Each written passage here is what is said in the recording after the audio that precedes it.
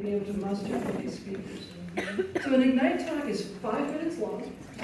It's accompanied by 20 slides that auto-advance every 15 seconds. And that's a pretty tight script for any of us. I know that the folks who've been working on their presentations tonight have really put a lot of effort into them, so I hope that we'll give them our great attention for that. Also keep in mind, no confidence monitor, no sign. They're doing this live, and it is a great and courageous act. So I think I'm now petrified that the people who are speaking tonight, but I hope that I've given you a lot of support, encouragement to support these folks as they come and share their ideas with us. So this weekend, we're going to have a lot of conversations. We've already done a lot of talking, and one of the hardest parts of my job, of course, is to reconvene you and your attention, because we all enjoy that talking part of this. But our first talk, our Ignite talk, maybe it's a little ironic because it's really about not speaking. We're going to try to use this talk to encourage you to speak about various topics, but in this particular one, about listening to the silences. So I'd like to introduce Dylan Smith of the Tucson Sentinel, who's going to come up and start our Ignite talks tonight.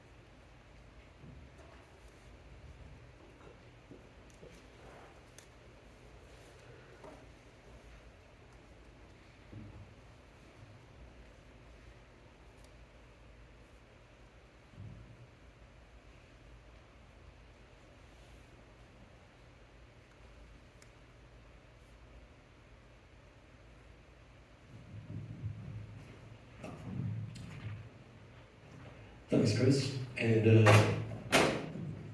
welcome to the second or third best city in Arizona. There are a lot of aphorisms about silence in our culture. Silence is gold, We don't live in a very quiet society. It's our job as journalists to be loud a lot of the time. You're probably wondering why the guy who's always up on the Newsgeist stage talking about the importance of punk rock and DIY culture, or how fossils just couldn't see the comet coming, is talking about being quiet. Well, a lot of that comes from my background, my faith, that I grew up as a Quaker, and Quaker worship is entirely quiet. Somebody who knows a little bit about that, Kate Maxwell, when she heard a couple weeks ago I was going to be talking about silence, she asked me if I was going to do a John Kay shtick, and not quite. You got to listen to me for more than 27 seconds. What I want to talk about is fixing journalism and our loudness problem. Wolf Blitzer, stop yelling, please. We need to do better. We need to do better than this for people, don't we? Journalism that is just noise and confusion rather than listening and explaining. We're always out there trying to fill our notebooks, looking for that gotcha moment, trying to find those holes, listening for that quote that you know you're looking for, and trying to make that deadline that gets earlier and earlier and earlier and earlier, and you still haven't even had lunch. What we're not doing is taking a beat to listen to people. They've got their own stories. It's our job to have some empathy and figure out what the real story is, not what we thought we were looking for when we went out on an assignment. Active listening is good. We all know that we get taught that. Actually listening is better. Sometimes just being silent is where we should be.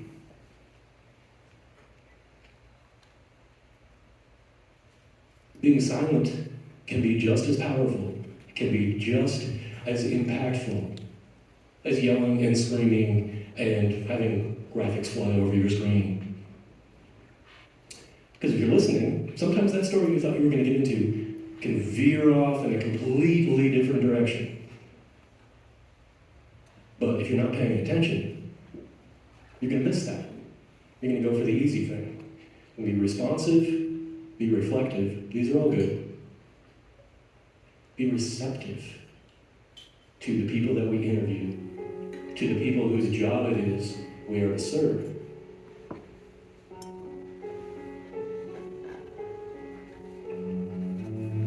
Because if you're not quiet, sometimes at least, and half the people in this room will tell you, I'm not quiet enough,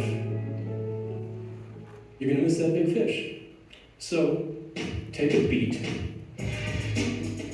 and dial down that internal monologue and listen to what's out there in the world. That's my cue that my time up on this stage is over. Thank you, Chris. Thank you, everyone. Welcome to Phoenix. Welcome to Arizona. I appreciate your time, your attention, your patience very much. Thank you.